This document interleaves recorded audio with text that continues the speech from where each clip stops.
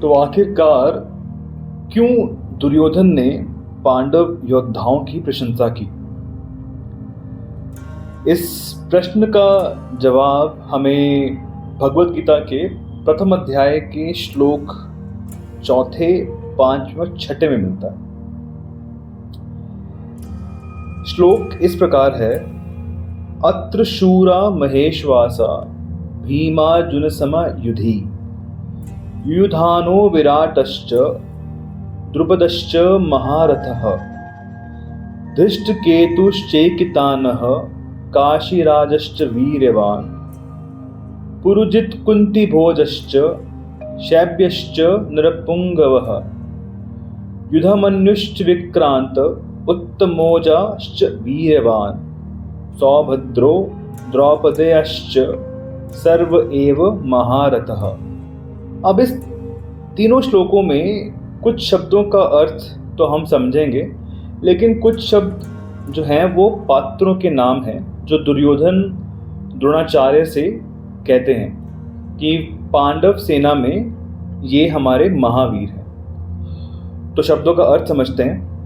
अत्र का मतलब होता है यहाँ, पांडवों की सेना में यहाँ। शूरा का मतलब है बड़े बड़े शूरवीर। महेश्वासा, जिनके बहुत बड़े बड़े धनुष हैं। च का मतलब है तथा। युधि का मतलब है युद्ध में। भीमार्जुन समा, भीम और अर्जुन के समान है। युयुधान एक पात्र का नाम है। इनका दूसरा नाम सात्यकी भी है। विराट माने राजा विराट। महारथः महारथी। द्रुपद माने राजा। धृष्टकेतुः एक पात्र का नाम है। चेकितान भी एक पात्र है। वीर्यवान का मतलब है पराक्रमी। काशीराज भी एक राजा है। पुरुजित भी एक नाम है। कुंती भोज, ये दोनों भाई हैं जो कुंती के भाई हैं। च का मतलब कभी तथा और कभी और है। नरपुंगवः मनुष्यों में श्रेष्ठ। शैब्य एक पात्र का नाम है। विक्रांतः का मतलब होता है पराक्रमी। युधमन्यु भी एक पात्र का नाम है। च का मतलब और। उत्तमौजा भी एक पात्र का नाम है। सुभद्रा पुत्र अभिमन्यु। द्रौपदी के 5 पुत्र। सर्वे एव सबके सब। महारथः का मतलब है महारथी हैं। तो अगर इसका हिंदी में अनुवाद करते हैं इन तीनों श्लोकों का, तो इसका मतलब ये निकलता है, यहाँ पांडवों की सेना में बड़े बड़े शूरवीर हैं जिनके बहुत बड़े बड़े धनुष हैं, तथा जो युद्ध में भीम और अर्जुन के समान हैं। उनमें युयुधान जो सात्यकी, राजा विराट और महारथी द्रुपद भी हैं। धृष्टकेतु और चेकितान तथा पराक्रमी काशीराज भी हैं। पुरुजित और कुंती भोज ये दोनों भाई तथा मनुष्यों में श्रेष्ठ शैब्य भी हैं। पराक्रमी युधामन्यु और पराक्रमी उत्तमौजा भी हैं। सुभद्रा पुत्र अभिमन्यु और द्रौपदी के 5 पुत्र भी हैं। ये सब के सब महारथी हैं। अभी तक हमने इन तीनों श्लोकों में इनका हिंदी अनुवाद समझा, कौन से नए पात्र हैं उनके नाम समझे, कुछ अर्थ भी समझे। अब हम इनकी व्याख्या समझते हैं। दुर्योधन ने ऐसा क्यों कहा और पात्र ये कौन हैं, इनका थोड़ा सा हम लोग समझने की कोशिश करते हैं। अत्र शूरा महेश्वासा भीमार्जुन सम युधि, जिनसे बाण चलाए जाते हैं, फेंके जाते हैं, उनका नाम इश्वास अर्थात धनुष है। ऐसे बड़े बड़े इश्वास जिनके पास हैं वह सभी महेश्वास हैं। तात्पर्य है कि बड़े धनुषों पर बाण चढ़ाने एवं प्रत्यंचा खींचने में बहुत बल लगता है। जोर से खींचकर छोड़ा गया बाण विशेष मार करता है। ऐसे बड़े बड़े धनुष पास में होने के कारण ये सभी बहुत बलवान और शूरवीर हैं। ये मामूली योद्धा नहीं है। युद्ध में ये भीम और अर्जुन के समान हैं, अर्थात बल में ये भीम के समान है और अस्त्र शस्त्र की कला में ये अर्जुन के समान है। पात्र की बात करते हैं। युयुधान।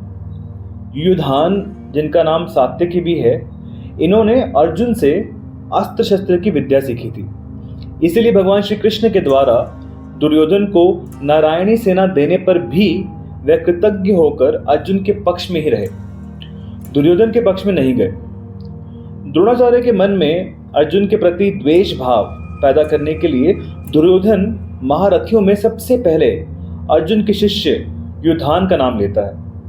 तात्पर्य है कि इस अर्जुन को तो देखिए, इसने आपसे ही अस्त्र शस्त्र चलाना सीखा है और आपने अर्जुन को यह वरदान भी दिया है कि संसार में तुम्हारे समान और कोई धनुर्धर ना है और ना हो, ऐसा मैं प्रयत्न करूंगा। इस तरह आपने तो अपने शिष्य अर्जुन पर इतना स्नेह रखा है, पर वह कृतज्ञ होकर आपके विपक्ष में लड़ने के लिए खड़ा है, जबकि अर्जुन का शिष्य उसी के पक्ष में खड़ा है। युयुधान महाभारत के युद्ध में ना मरकर यादवों की आपसी युद्ध में ही मारे जाते हैं। विराटश्च, जिसके कारण हमारे पक्ष का वीर सुशर्मा अपमानित किया गया, आपको सम्मोहन अस्त्र से मोहित होना पड़ा और हम लोगों को भी जिसकी गायें छोड़कर युद्ध से भागना पड़ा, वह राजा विराट आपके प्रतिपक्ष में खड़ा है। राजा विराट के साथ द्रोणाचार्य का ऐसा कोई वैर भाव या द्वेष भाव नहीं था, परंतु दुर्योधन यह समझता है कि अगर युयुधान के बाद मैं द्रुपद का नाम लूं तो द्रोणाचार्य के मन में यह भाव आ सकता है कि दुर्योधन पांडवों के विरोध में मेरे को उकसाकर युद्ध के लिए विशेषता से प्रेरणा कर रहा है तथा मेरे मन में पांडवों के प्रति वैर भाव पैदा कर रहा है। इसलिए दुर्योधन द्रुपद के नाम से पहले विराट का नाम लेता है, जिससे द्रोणाचार्य मेरी चालाकी न समझ सकें और विशेषता से युद्ध करें। राजा विराट उत्तर श्वेत और शंख नामक तीनों पुत्रों सहित महाभारत युद्ध में मारे जाते हैं। द्रुपदश्च महारथः, आपने तो द्रुपद को पहले की मित्रता याद दिलाई, पर उसने सभा में यह कहकर आपका अपमान किया कि मैं राजा हूं और तुम भिक्षुक हो, अतः मेरी तुम्हारी मित्रता कैसी, तथा वैर भाव के कारण आपको मारने के लिए पुत्र भी पैदा किया। वही महारथी द्रुपद आपसे लड़ने के लिए विपक्ष में खड़ा है। राजा द्रुपद युद्ध में महाभारत में बाद में द्रोणाचार्य के हाथ से ही मारे जाते हैं। इसके बाद आते हैं धृष्टकेतु।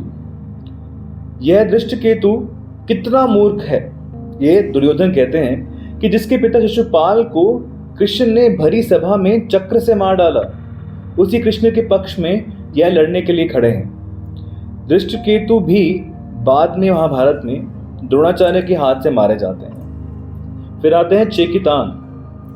सब यादव सेना तो हमारी ओर से लड़ने के लिए तैयार है और यह यादव चेकितान पांडवों की सेना में खड़ा है।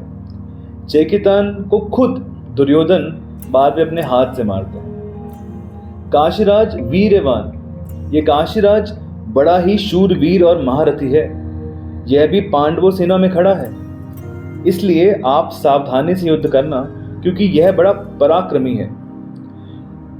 काशीराज भी बाद में महाभारत में गति को प्राप्त हो जाते हैं। पुरुजित कुंती भोजश्च, यद्यपि पुरुजित और कुंती भोज ये दोनों कुंती के भाई होने से हमारे और पांडवों के मामा हैं, तथापि इनके मन में पक्षपात होने के कारण ये हमारे विपक्ष में युद्ध करने के लिए खड़े हैं।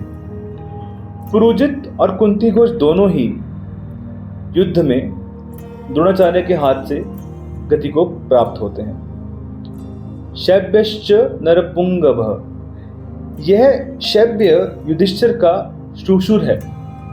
यह मनुष्यों में श्रेष्ठ और बहुत बलवान है। परिवार के नाते यह भी हमारा संबंधी है, परंतु यह पांडवों के ही पक्ष में खड़ा है। युधमनुष्य विक्रांत उत्तमोजाश्च वीर्यवान, पांचाल देश के बड़े बलवान और वीर योद्धा युधमन्यु तथा उत्तमौजा मेरे वैरी अर्जुन के रथ के पहियों की रक्षा में नियुक्त किए गए हैं। आप इनकी ओर भी नजर रखना। इन दोनों पात्रों का वध महाभारत में बाद में अश्वत्थामा रात में सोते हुए करते हैं। फिर बारी आती है सौभद्र की। यह कृष्ण की बहन सौभद्रा के पुत्र अभिमन्यु हैं। ये बहुत शूरवीर हैं। इन्होंने गर्भ में ही चक्रव्यूह भेदने का विद्या सीखी थी। अतः चक्रव्यूह रचना के समय आप इनका ख्याल रखें।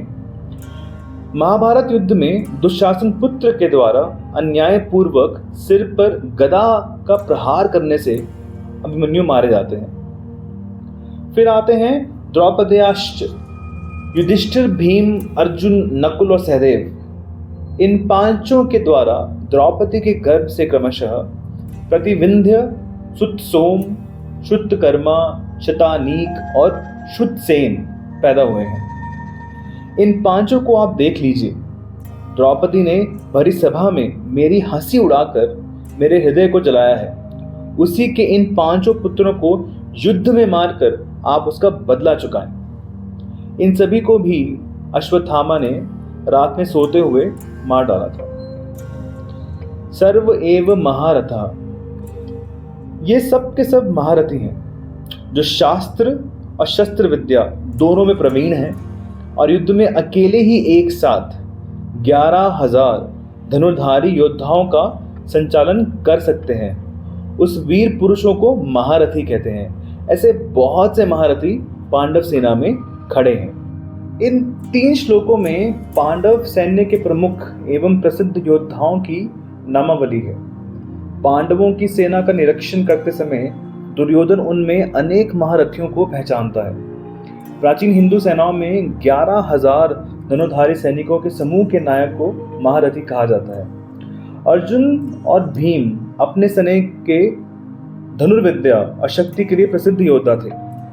दुर्योधन कहता है कि सभी महारथी अर्जुन और भीम के समान हैं, जिसका तात्पर्य यह है कि यद्यपि पांडवों की सेना संख्या में कम थी, परंतु सामर्थ्य में वह कौरवों की सुसज्जित और विशाल सेना से काफी अधिक थी।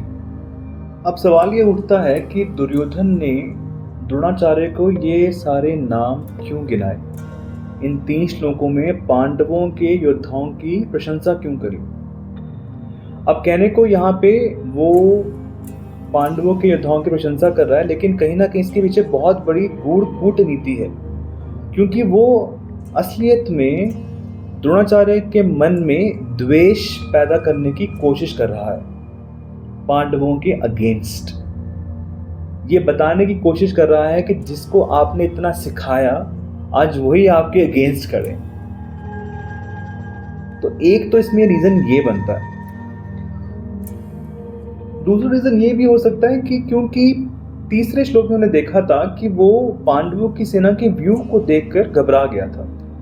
तो दुर्योधन भाग के द्रोणाचार्य के पास आया और उसने नाम लेने शुरू किए। नाम लेने से हम ये देख सकते हैं कि वो कहीं ना कहीं पांडवों की सेना का निरीक्षण कर रहा था, एनालिसिस कर रहा था कि एग्जैक्टली इस सेना में कितने योद्धा हैं और हम पीछे हैं कि हम आगे हैं। अगर हम पीछे हैं तो वो द्रोणाचार्य को ये मैसेज देता है कि आप कुछ ना कुछ कूटनीति, कुछ ना कुछ इसका एक योजना तैयार करें ताकि हम लोग पांडवों को हरा सकें। लेकिन ये सब कहते कहते दुर्योधन के मन में एक विचार आता है कि द्रोणाचार्य तो पांडवों के पक्षपाती ही हैं, अतः वह पांडव सेना की महत्ता सुनकर मुझे कहीं ये ना कह दें कि जब पांडवों की सेना में इतनी विशेषता है तो उनके साथ तू संधि क्यों नहीं कर लेता। तो ऐसा विचार आते ही दुर्योधन अगले 3 श्लोकों में अपनी सेना की विशेषता बताता है। खैर वो 3 श्लोक जो हैं वो हम अगले सेशन में समझेंगे, लेकिन अगर एक लेसन मुझे इन 3 श्लोकों से समझना हो तो मैं ये लेके जाऊंगा कि प्रॉब्लम कितनी ही बड़ी या विकराल क्यों ना हो, अगर उस प्रॉब्लम को हम लोग एनालाइज करें, जैसे कि दुर्योधन ने सारे पात्रों को समझा, उनके स्किल सेट को समझा और उस प्रॉब्लम को डिवाइड कर दें मल्टीपल स्मॉल प्रॉब्लम्स में, तो कहीं ना कहीं हम लोग उसका सोल्यूशन निकाल लेते हैं।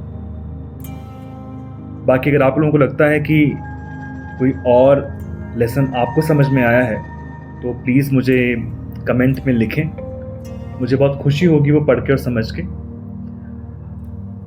मैं अपनी वाणी को अब विराम देता हूँ। आप लोग सभी खुश रहें। अगर आपको वीडियो पसंद आए तो चैनल को सब्सक्राइब करें, लाइक करें, कमेंट करें। टिल देन आप सभी का धन्यवाद। राधे राधे।